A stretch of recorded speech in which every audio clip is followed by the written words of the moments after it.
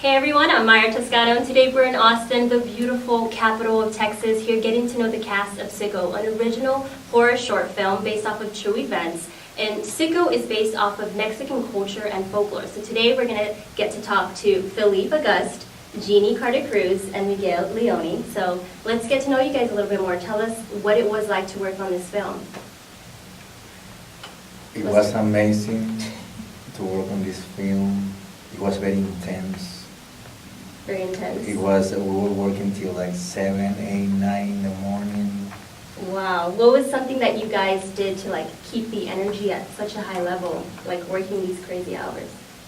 I don't know, I feel like the energy was constantly on. Like it was never, we never really got tired. You guys had breaks to take naps, but because I was like I had to be up and ready to go every single moment. But I just feel like the energy of the entire crew just carried it on. And I have no problem staying up. And then you see the sun come up and you're like, oh, I've been up since for like 13 hours. But no, it was just high energy. It was very exciting, like action-packed stuff that we were doing. So that helped a lot. That's amazing. And what drew you guys? I guess we can start off with Felipe and come across this way. To choose this film, like what drew you to this film? Firstly, because of the character Eric. He actually had an English background, which, hey, I have an English background myself, so it's very easy for us to kind of correlate and do the character. But then also because it's a Hispanic background as well, which is, I had to learn about that. So being around these two lovely Hispanic person here, my co-stars, it was easy to just get to the role and just do the job. So. Yeah. Did they kind of give you a little bit of the inside of like what, to get in character? Of course, all the time. They're always asking me, hey, you okay? You need help? Everything's okay. So yeah, they were very helpful. Great actors, by the way. Very, very good guys. So yeah. Okay, so Jeannie, tell us about what inspired you to, join this film. I just feel I'm very passionate of, the Latin culture. My mother being from Mexico, and I just feel like a lot of stories that are out there about Hispanic, Latino, Mexican, however you want to call it, it's just not really told through our eyes.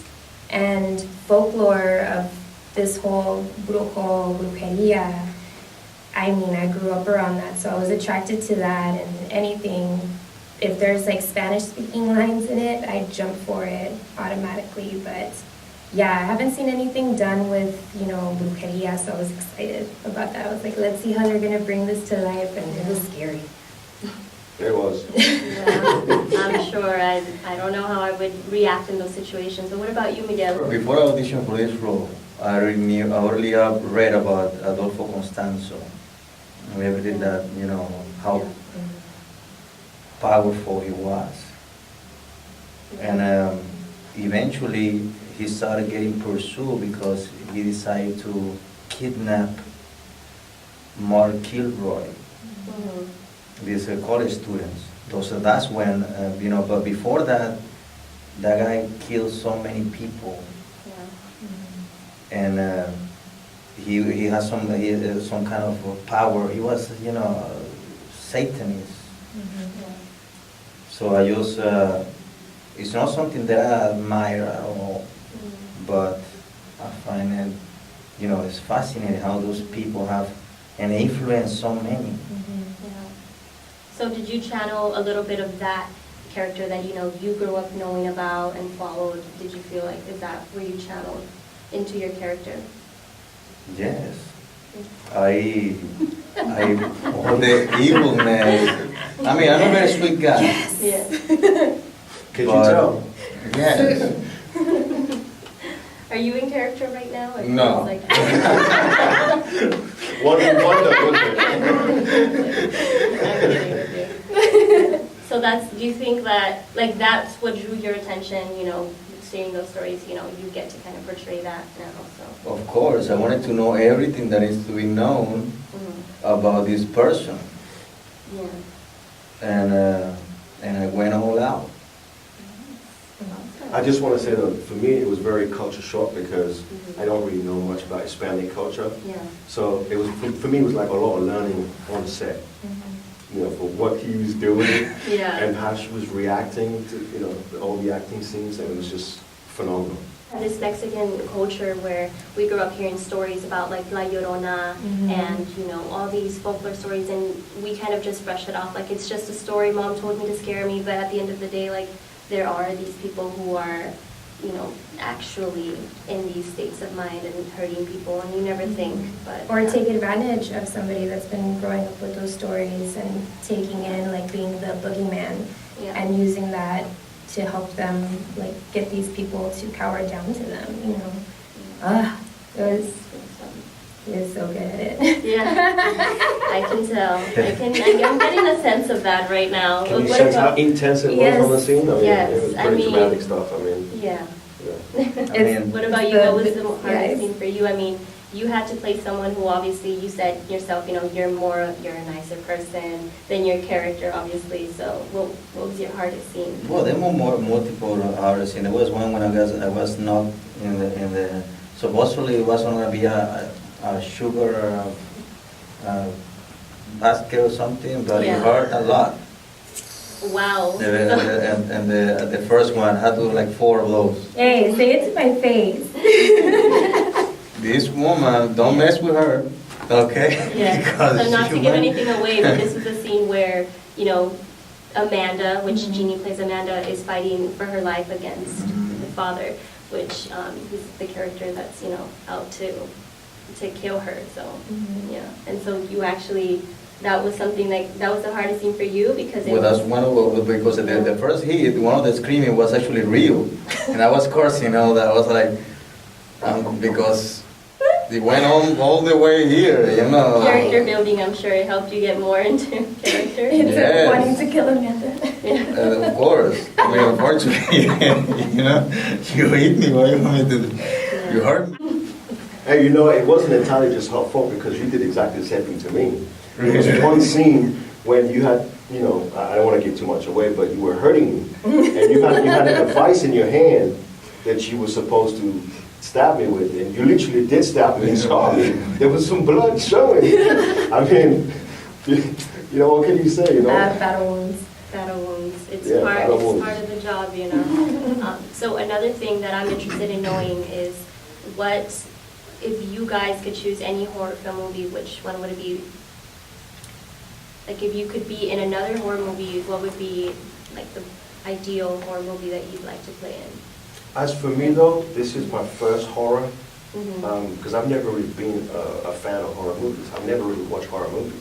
Yeah. So this was like really educational for me, because not to only act in a horror movie and see how it actually all puts together, you know, in stages and the journey, and then just film it.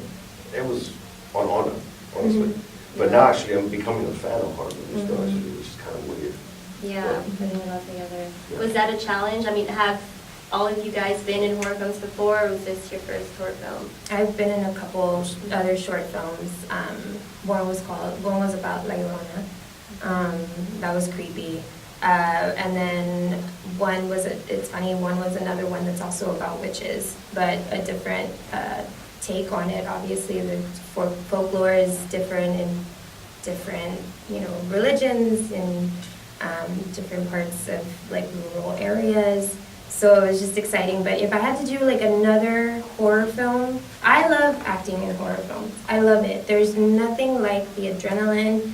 It's action-packed, especially if you get to do like you're climbing out of the window, running away from somebody. There's nothing like, it's just crazy exciting to film it. But if I could do anything else that was horror-like, I mean, I think I would probably stick with superstitious stuff, you know. I like the whole thing about, you know, witches and witchcraft, and, you know, there is like monsters in the woods and type stuff like that.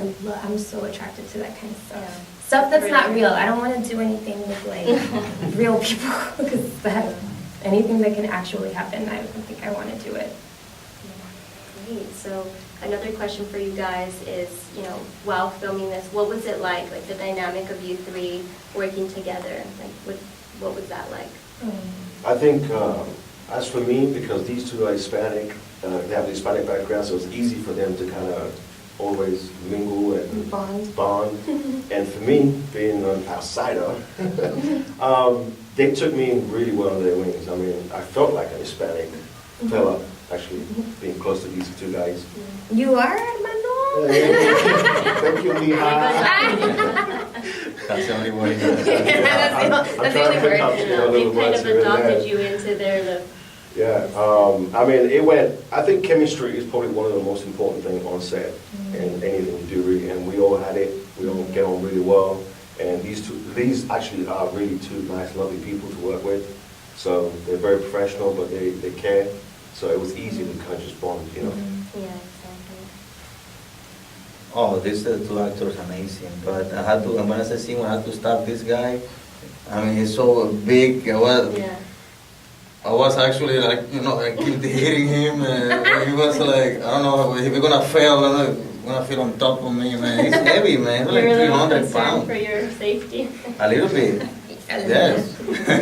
Is that how it went down, really? That's why I had to stab you on the floor, make sure that. That you were dead. You were dead. This That you guy didn't come is- back. You did make sure you stabbed me in the butt. Same. So I'd like to know a little bit about each one of you and your character. If you can just tell us a little bit about your character and how, do you feel that you identify with your character, and what did you do before to get into that state of mind and get into character? Okay, I play the character Eric in the movie Siko. Eric is kind of successful, a little bit pretentious, egoistic, which is typically what young Latino men, I guess, in that kind of age group. He's married, got a girlfriend on the side, successful businessman. For me to get into character, because he had a little English background, it was easy for me to kind of just pick that up and run with it. Use that privilege. Exactly, because most Englishmen have a little bit recommendation of being pretentious, successful businessmen, because they want to always be more successful, So it was easier for me in that aspect to kind of run with it, but I guess being alongside these two and feed from them made it even easier. So. You identify with Eric? Oh, definitely. Definitely. Definitely. Yeah, so it wasn't too hard to get into character. No. I play Amanda, and yes and no, I identify with her. I was super attracted to the story of Amanda because although she's in this situation of, being the woman on the side, she's not in anything that she doesn't want to be in. She makes it very clear to Eric that, she's well aware that he's married. She's well aware of the relationship, and she's not trying to sabotage anything between him and his life. She's just in love with Eric, But I think deep inside you would like kind of sabotage. No. No. Amanda or Jeannie? Amanda. Jeannie, I would not be dealing No, with Jeannie would deal with it. Exactly. No, I would not be dealing with this. So yes, I identify with how strong she is. I'm always geared to watching films with strong female characters. I hate portraying the weakness of women. We already know how a woman can be weak. Let's show how she can be strong. And she's a fighter through and through. To the very end, she's fighting. So I love that about her. But no, I would never put up with that. I would never. Yeah. I'd be like, can't you see what is going on here? I'm worth it. I'm worth it. So I'm sure that was one of the challenges of playing your character, is just having, to make yourself the weak woman and, portray that in an authentic Or way. to be the quiet woman, right? Yeah. To not say too much because then you push the man away type thing. But so you can't, because that's how they, these womanizing characters, how they if you talk too much, if you argue too much, they just pick up and leave, you know, and that's their threat. So, but it was, you know, a lot of times Philippe was asking, like, are you okay? Are you okay? And I was like, Jeannie's great, but Amanda it's real bad for Amanda right now. So it was just, yeah, it was a lot of fun acting with these guys. You kind of forget that they're really kind, generous men, but then, because they play completely different in the movie. Okay, so Miguel, what about you? Tell us about your character and how it was. Well, what I like about Siko is that he can see in the future, you know, and reminds me of those horror icons like Jigsaw, that, you know, they're organized. That's the only thing I know, that I'm kind of similar to the character. Yeah, very organized. They what they're already doing. know, in this, the Siko, in this case, he wants the baby. But he knows exactly what to do. Sometimes he come across some, because, you know, she is kind of, you know, you never know what's going to happen. Yeah. But I was looking at different, like, you know, like Jigsaw, Yeah. or even Freddy Krueger. Yeah. That's where you drew your inspiration from for the characters. Yes. Or even real life murderers Yes. that are serial kidnappers, and they're very organized. Exactly. Mhm. Well, And they're handsome, and they're well groomed, and they're fit, right? So that you can be able to carry out your mission. exactly. This guy, Adolfo Constanzo, he was a Cuban, good-looking guy, Cuban-American, that he used his looks and, you know, and then No one would and suspect. charms, and he never suspected, but he was doing gruesome things. He owned a ranch.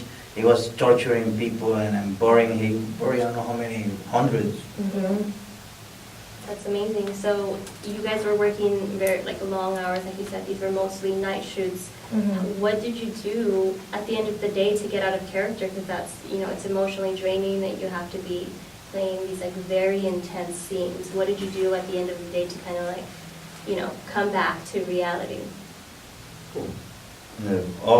Probably I slept in 2 days after that. Oh, It took me straight for 2 days. Yeah, it took me a lot to, go back to Recover. sleep and recover, because, the adrenaline when But okay. after filming, you would drive back home, right? You were Yeah. driving back to Austin? Yeah, I was right back to Austin, but I was Wow. I was working out or doing something, Yeah. because, when the action and you go, Yeah, all the exactly. adrenaline. And especially your character that has to be, such a monster. Like, how do you, and you're in that, mindset. So I'm sure it must have been difficult to kind of okay, I'm back to normal, tone it down. Yes, Yeah. yes. I wonder if you were a monster on the road with other people, because I was cursing everybody. It was with the finger. And I was with the knife. I had the knife. Hey, I got here, I'm telling you, it was like Road rage. Road rage. Oh. Philippe and I, we thankfully, we thank you so much, Matthew James, for Appreciate getting you us guys, the rooms, because they were only a couple of minutes away. 6 seconds away. Yeah, I feel like I stayed always probably an hour afterwards, and just hanging out with Matthew's family, hanging out with Matthew, talking to him, just talking about more the production side, just to get out of it, and I would take a minute, because I didn't want to get behind the wheel all shaky, all those nerves, it's like getting hit by a car and you don't realize it until an hour later. But yeah, it would take 4 hours to finally just get some sleep, because that's all that's on your mind. But I watched scary movies, because it was around Halloween, so they had scary movies on TV, and I was able to watch Exorcism of Emily Rose without freaking out, because I was like, girl, that is nothing compared to what I'm going through right now. So. As for me, actually, I remember one specific day that after filming that I was no longer needed on set, so I was just wanted to get out of there. And I drove straight to the hotel, and I was still thinking and acting like Eric. Yeah. And I thought, well, that's a bit strange. I got to the hotel room and I thought, nah, I gotta snap out of this. I gotta snap out of this. And I just put on the TV and just kind of just sit down on the bed and just take a moment. Yeah, then you get out of it. But it's not easy to just switch off, to be honest with you. So, Yeah. Wow, Yeah. that's interesting. Yeah, that's great. And I think one other thing that I'm wondering about is, like, what was your thought process after you read the script? Like, what did you think? Was it what you expected, or what was, like, your thoughts after you read the script and you thought, like, whoa, like, you know, because it is a pretty intense dialogue and everything that goes on. For me, generally, after reading the script, you have a concept of an idea of what you think, you know, things will kind of go like. But once you're on set, in the moment, honestly, it's like another side of the coin. Even though you have that state of mind of the plan of what needs to be done, you know, or how the story goes. But it's just being in the moment and doing a scene, it just feels like, wow, I didn't think about that. I didn't think about that. It's like you're learning something every second. Yeah. So, After, like, you know, I tried to read it, after getting the role and reading the new edited script, I tried to, you know, not give any judgment to the characters and what's going on. And usually it's not like when you're reading a book and it's your own imagination and how you picture things to be. This one I was trying to read the script and go through it like it was happening to me. Like, this is my story that's being told. So reading it like that was intense, and I was just like, oh my God, this is going to be amazing, because I was already feeling emotionally affected, and I was just excited to bring out what the script was making me feel and bring it to life from paper with these two great guys. And, you know, especially, I didn't know how well we were going to work together, you know, because he has no lines. So it was really awesome that he was as supportive as he was, and that he would let me hit him with the bottles, or, like, you know, that we would communicate about, you know, when we were doing a lot of our stunt work. He was there for me 100%. And so how many times did I tell you? I was like, yeah, stop being nice to me. Yes. You know, I was like, stop smiling at me through the mask. Like, stop being so cute. But it was, so yeah, it was amazing to see the script come to life through these characters. Well, but I did have a few lines at the end where I say all these satanic words. I say some, you know, Yeah. that I take this baby and I, you know, this. And you'll have to watch to see the rest. Okay. So that Well, yeah. that was not actually the words, but Yeah, you know, something in Something that, along yeah. those lines. something along those lines, and you know, it was kind of. Yeah. What did you think when you read that in the script? Are you like, whoa, like, what is going on? Like, what did you think about that? it was right up your alley, wasn't it? And to forget about, you know, Yeah. everything, just Get into that. Focus on your own goal, right? yes. It's And Miguel, don't get affected by this lady screaming and crying, and already know what I'm supposed to do. Yeah. You did get affected once, right? I heard it in your voice. Well, yeah, Cuando but estabas diciendo las líneas, sorry, when you were saying your lines, I heard your voice cracked a little bit, and I was like, oh, did you feel bad for me? yes, but please don't let anybody.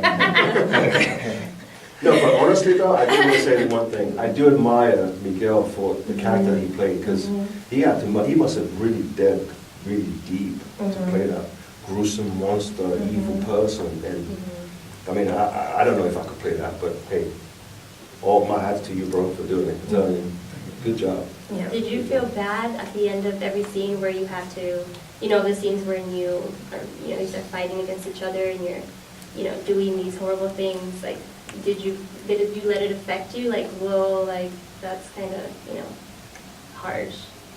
Well, yeah, especially the part when I'm biting her part of her body. I was all the time. Did I actually went all the way and bite you to a chunk of your Yeah. Right? Yeah, and every time I was like, no, I'm fine. What kind of guy does And that? it tastes like gummy bears, right? Yes. No, yeah, I feel like it was hard for him to not be affected by what was happening because Miguel is worried, but Siko to be father who is just one goal, doesn't care. The only well-being is just for Amanda to be healthy, to carry the baby, because that is what he wants. But there's times where I was like, are you okay? Is that too hard? And we had a lot of communication, like, how hard can I kick you? And you push me hard. No, you pull me hard. And like actually do it or else it's not gonna look good. Yeah, you worry about your partners in crime. So the fact that it was easy because we had a lot of communication. We talked to each other, we kept each other safe. But to get back into it and to remember, like, you were fighting this guy and you have to kick him in the face. That's what has to be done. Yeah. Did you guys rehearse these scenes before, or it was like more like in the moment? Was it improvised, do you feel? Right before, we would talk about how we were going to, we would talk to Matthew, of course, like how do you want this to look? Like so this was written in the script, and if we do it this way, how can we do it without hurting the actors? And how to make it look real at the same time, and you have to think about, the equipment that's in these small areas as well. So we did what, like maybe 2-3 times to like a practice couple or it. 3 times to practice, but it wasn't as close, as intense as the actual scene. I was telling Jimmy, hey, save it for the action moment, save all that energy, right? Yeah, for sure, yes. And we always said, like, we're not gonna give it everything right now because we're not rolling camera, unless you're rolling camera, because those screams, I'm surprised I still had my voice. Screaming so much, I'm surprised I did not lose my voice. I was using my diaphragm. There was a scene when Miguel here, the monster, was attacking me and trying to get rid of me. But Matthew, the director, by the way, great director, he was right there next to us, making sure that everything was running safely, smoothly, as it could be. And if there was anything that he needed to change, he would jump in there and make sure that everything was just the way things like it. And by the way, I think that if it wasn't for great director Matthew and producer, manager James, I don't think this would have gone as smooth as it did, honestly. These two guys did a really good job, and thank you very much for everything. Yeah, of course, it's very important that you feel comfortable and you're able to, reenact, like, act these scenes as naturally and authentic as possible. So for sure. That's great. For sure. And to wrap it up a little, I just want to know, what are you guys most proud of? Like, at the end of this product, after you had done all your scenes, what are you most proud of that you accomplished in playing this role? Can I say something? Of course. Honestly, for me, because these two guys, for me, are legends, because they've been doing this longer than I have. So I looked up to them. I used them to get better, because all I was worried about was, am I going to be good enough next to these two guys? Honestly, because these two guys have been doing it for a while, so they know what they're doing. And obviously, I think as the whole team, I think we did a pretty good job. Yeah. Honestly. And you were great. You were definitely, you were there for us just as much as you feel that we were there for you. I think the proudest that I'm super proud of this. I hope, because I was really truly affected. I was excited to be there. I couldn't stop talking about it. It's probably, I've said this and I say it wholeheartedly, this was the most fun I've ever had filming anything, and I've filmed quite a few things. This was just exciting, and the fact that the director and the writer and the creator of this was so comfortable with letting me do my take on it and letting me bring my artistry through it as well, that we could collaborate together. That's what was exciting, that they didn't treat me like a delicate flower. It was like, okay, do you want to jump out of windows? Do you want to drive cars? And I'm like, yes. I'm like, and get stuff out of the way. I'm not gonna break. I'm not made of glass. That's what I'm proud of. It's just to be able to do the stunts, and which really helped carry the feeling and the authenticity of like the tears are real in that moment, and the anxiety and the being scared, because they allowed you to do all of your own stuff. So I'm really proud of all the emotion that was brought through, and just like showing people like fighting for their lives. It's just like the entire time, it's just, I get goosebumps just thinking about how awesome it felt to film it. I can't wait to see it. I'm so excited. I love it. I can't wait either. No. I mean, it's amazing how working with two great actors that they put 200, 1,000%, then really went all in. And so that really, you know, I had that sense of, you know, oh, we did it. Everybody did what they're supposed to the fullest. Exactly, to bring it to life, and to get that vision that everyone was on board for. That's amazing. But that's great that you guys had the freedom to bring your own take to the character and add your own twist. Yeah, and I think the proudest thing that we can be proud of too is that I think we built definitely a family. We stay connected, we talk to each other. Same thing with, on the production side, James and Matthew. I feel like, even the amazing girls who were in charge of special effects and makeup, I still text them every other day. Like, I miss them, you know what I mean? I miss everybody. So I'm just really proud that we were able to all become friends and really close friends, and it feels like family. It's awesome. I don't think that any of us, including the directors and producer managers, is going to forget this experience. For sure. It was awesome. It really was. One more thing that I just want to say, I just want to thank you guys so much for sharing with us today, and thank you guys for watching. Please make sure that you follow on Facebook. Make sure you're following for all the behind the scenes and the release date. SikoMovie.com. That's SIKO movie.com.